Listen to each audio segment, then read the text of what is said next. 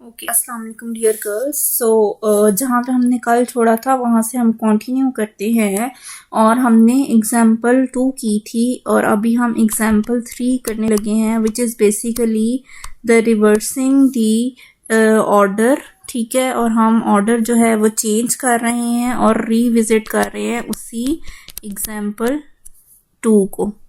ठीक है, रीविजिटिंग कर रहे हैं और हमारे पास अब ऑर्डर क्या है हमारा, D Z D Y D X. पहले क्या था, D Y D Z D X. तो अब हमारे पास जो है, जो हमारी लिमिट्स हैं वो कुछ ऐसी हो जाएंगी कि हमने वहाँ पे कैलकुलेट किया था जेड की लिमिट्स। ठीक है, सो जेड की लिमिट्स जो हैं वो 0 से लेके 1 माइनस एक्स थी। ठीक है, और हमने जो है वो अब इसको रीविजिट किया तो हमें पता चला कि अगर हम इस फिगर के ऊपर थोड़ा सा गौर करें, ठीक है, सो अभी अगर हमने जेड के ऊपर जेड की लिमिट्स फाइंड करनी है तो उसके लिए हमारे पास क्या होगा कि हमने जी यहाँ से अगर हम फाइंड करेंगे तो हमें पता चलेगा कि हमारी जो अब लिमिट्स आएंगी, अगर हमने पहले z की रिस्पेक्ट से कैलकुलेशन करनी है तो उस केस में मेरे पास जो लिमिट आ जाएगी z, this is equal to y minus x। ठीक है, सो मेरी जो लाइन है वो एंटर स्टिल 0 पे ही कर रही है, 0 से लेके 1 y माइनस x तक मेरी क्या है, f of x y z D Z, यानी z की लिमिट्स है। ठीक है, और जो मेरी जो है वो y की लिमिट है वो है x से लेके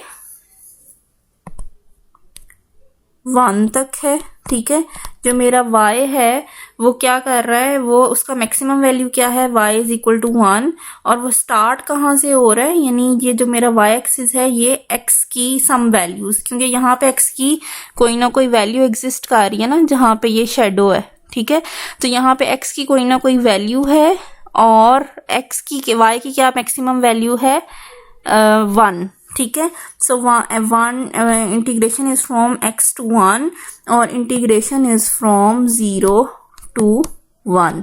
ठीक है, सो मैंने जो है वो अब जो लिमिट्स पुट करनी वो आ गई डी वाई डी एक्स। तो जब अब मैं इसको सॉल्व करूंगी तो मेरे पास आ जाएगा integration is from 0 to 1, integration is from x to 1। ठीक है, और फंक्शन मेरा 1 था तो y minus X D Y D X, right, और मेरा आ गया integration is from 0 to 1। So हमारे पास आ जाएगा 1/2 y square minus X Y, और मेरी जो लिमिट्स आ जाएंगी वो x टू 1 है dx। तो फिर हमारे पास आ जाएगी integration is from 0 to 1, 1/2 minus x plus 1/2 x square dx। ठीक है, और मेरे पास जो है वो आंसर आ जाएगा 1/2 x minus 1/2 x square plus 1/6 x cube, and integration is from 0 to 1, this is equal to 1/6। तो यहाँ पे भी जो मेरा आंसर आया है वो 1/6 आया है और लास्ट टाइम भी हमारा आंसर 1/6 ही आया था। So there is no difference between the two. So example number 4 जो है वो इसी तरह से है हमारे पास। आपने different order of integrations use करने हैं और आपने जो है वो वैल्यूज जो है वो फाइंड करनी है। सो आई होप के जो है वो ये आप कर लेंगे, या फिर let me do part A for you. ठीक है, एग्जाम्पल 4 का पार्ट ए मैं आपको बता देती हूँ। एग्जाम्पल 4 का पार्ट ए जो है वो है इंटीग्रेशन इज फ्रॉम 0 to 1। ये आपको लिमिट्स जो है इस दफ़ा गिवन है। Integration is from 0 to 1, integration is from 0 to 1 minus z, and integration is from 0 to 2 dx dy dz, right. सो हम यहाँ पे अगर कैलकुलेट करें तो हमारे पास आ जाएगा integration is from 0 to 1, integration is from 0 to 1 minus z, और यहाँ पे फंक्शन क्या आ जाएगा x, और इसकी लिमिट क्या आ जाएगी 0 to 2 dy dz।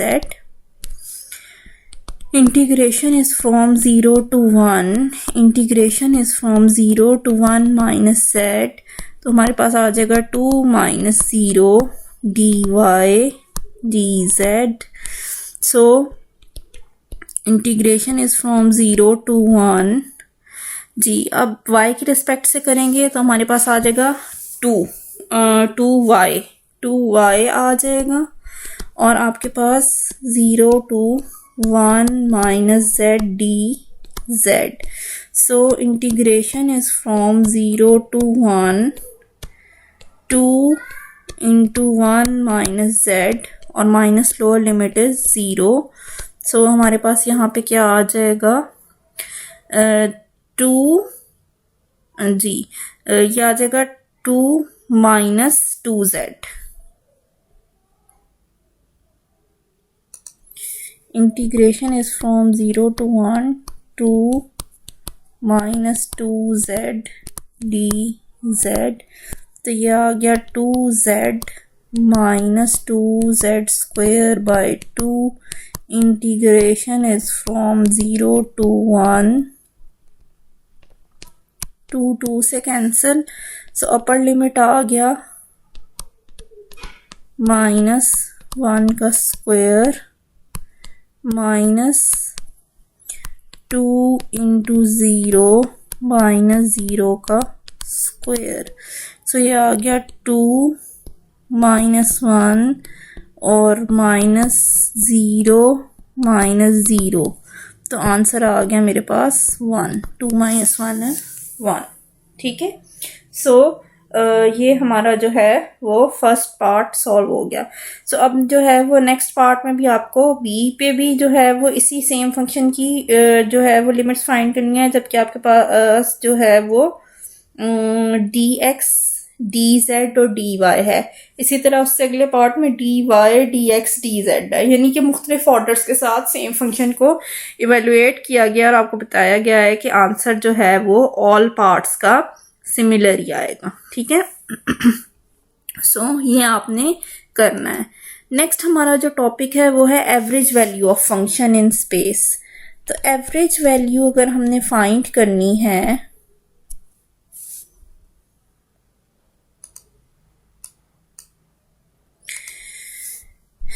Average value of function,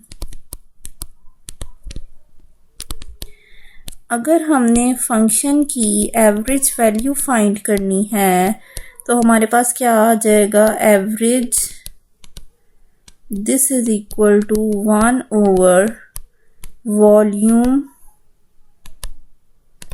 of D for all the triple integrals D F D V, ठीक है। सो हम इसी से रिलेटेड एग्जाम्पल 5 करने लगे हैं। एग्जाम्पल 5 सेज कि find the average value of F of X Y Z, this is equal to X Y Z over the cube bounded by the coordinate planes.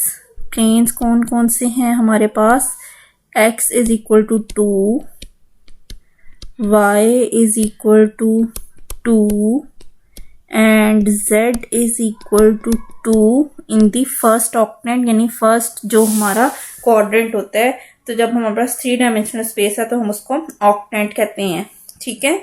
सो हमारे पास जो है वो एक्स वाई और Z ये हमें लिमिट्स ऑलरेडी बता दी गई हैं। वो क्या है, इंटीग्रेशन जो है वो फर्स्ट ऑक्टेंट में है तो वो 0 से 2 तक जा रही है, ऑल एक्स वाई जेड तीनों के लिए, ठीक है। सो आप एक्स वाई जेड, ठीक है, और D X D Y D Z आप कैलकुलेट कर लें, ठीक है।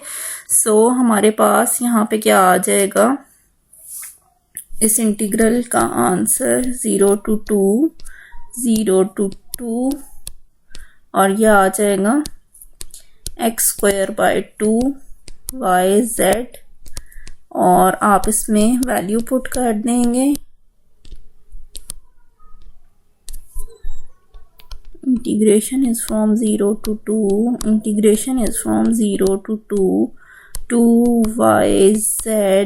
dy dz, this is equal to integration is from 0 to 2 y² z or integration is from 0 to 2 dz, this is equal to integration is from 0 to 2 4z dz, this is equal to 2z², integration is from 0 to 2, this is equal to 8, ठीक है।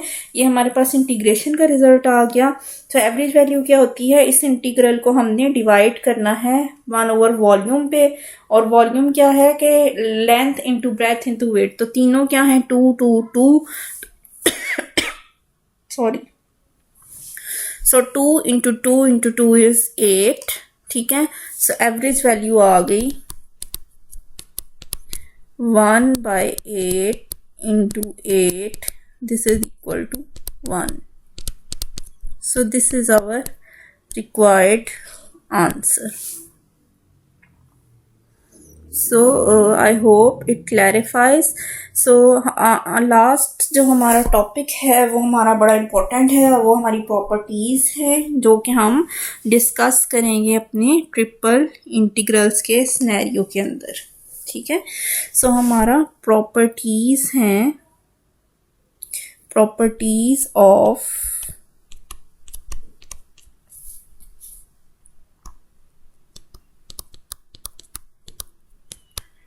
Triple integrals.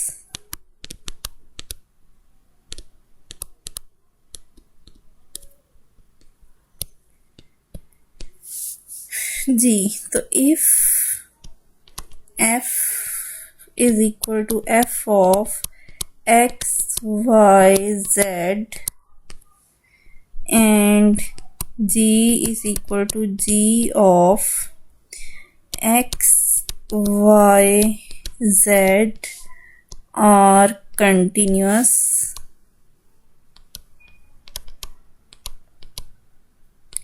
then our first property is we have to find the constant multiple.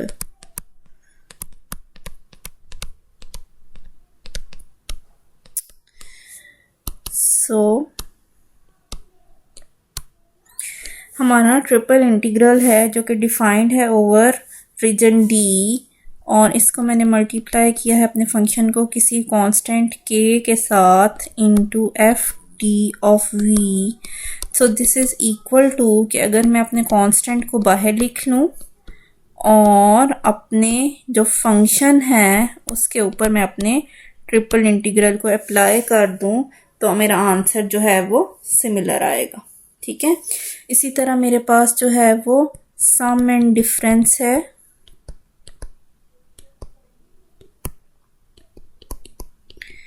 Some and difference ये कहता है कि अगर हमारे पास एक triple integral है जिसमें दो फंक्शन आपस में या ऐड हो रहे हैं या सब्ट्रैक्ट हो रहे हैं, so this is equal to triple integral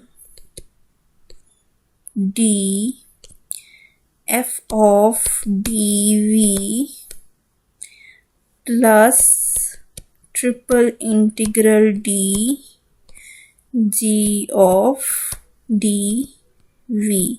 ठीक है, यानी क्या है कि अगर मेरे पास एक ट्रिपल इंटीग्रल है जिसमें मेरे पास दो फंक्शन सम हो रहे हैं, एफ सम हो रहे हैं या सब्ट्रैक्ट हो रहे हैं, F is equal to plus minus G D V है, तो उस केस में मैं क्या कर सकती हूँ कि मैं अपना एफ वाले फंक्शन को अलग जो है वो ट्रिपल इंटीग्रेट कर लूँ और जी वाले फंक्शन को मैं अलग ट्रिपल इंटीग्रेट कर लूँ और उन दोनों को आपस में ऐड कर लूँ, तो मेरे पास जो है वो रिजल्ट इन दोनों का सिमिलर आएगा। ठीक है, third property is domination. Domination in case of triple integrals is कि अगर हो हमारे पास triple integral over some region D, F of D V greater than equal to 0 if f is greater than equal to 0 on d। ठीक है, कि मेरा जो फंक्शन है f, ये जो है वो श्योरली जो है वो ग्रेटर देन इक्वल टू 0 होगा अगर जो है वो मेरा फंक्शन जो है वो ग्रेटर देन इक्वल टू 0 है। यानी कि अगर मेरा फंक्शन जो है वो ग्रेटर देन इक्वल टू 0 है तो आई कैन से डैट कि मेरा जो ट्रिपल इंटीग्रल का रिजल्ट है for that particular function F, वो भी क्या होगा, greater than equal to 0।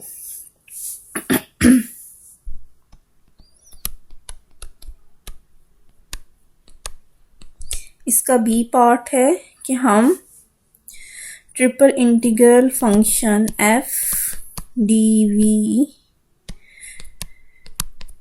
Greater than equal to G D V if F is greater than equal to G on D. Right, कि मेरा जो फंक्शन है एफ वो अगर greater than equal to G है तो फिर मेरा ट्रिपल इंटीग्रल का रिजल्ट एफ का जो आएगा वो भी हमेशा ग्रेटर देन इक्वल टू होगा जो मेरा ट्रिपल इंटीग्रल का रिजल्ट आया है जी का।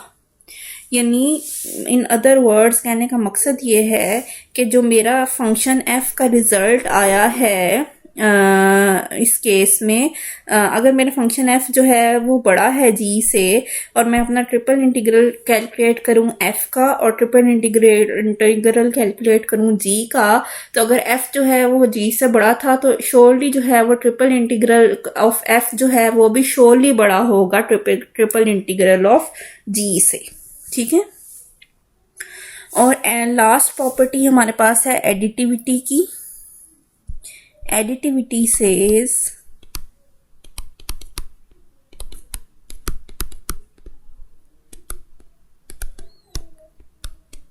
in triple integral of d f of dv, this is equal to triple integral of d1 e dv plus triple integral of d2 f dv।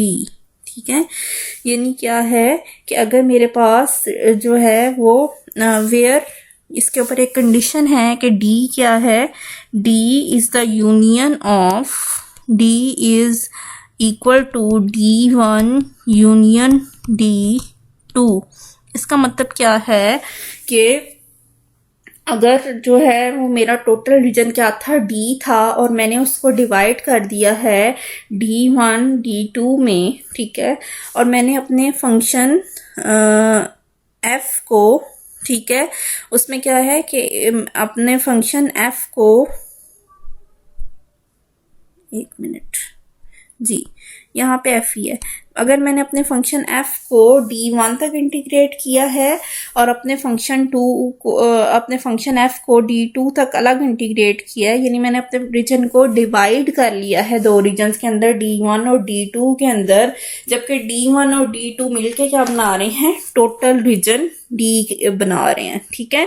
सो अगर जो है वो मेरा रीजन जो है वो फंक्शन f को मैंने इंटीग्रेट किया है ओवर रीजन d1 और मैंने अपने फंक्शन को इंटीग्रेट किया ओवर रीजन d2 और इन दोनों को ऐड कर दिया है, तो इसका रिजल्ट इक्वल आएगा कि मैंने अपने फंक्शन को एक ही दफ़ा पूरे रीजन d के लिए इंटीग्रेट किया है, ठीक है। सो इसका आंसर जो है वो सिमिलर आएगा, ठीक है। सो ये हमारे इसके साथ ही हमारा सेक्शन 15.4 जो है वो ख़त्म हो गया है। So I hope you enjoy today's lecture. If you have any queries so you can ask me. Thank you.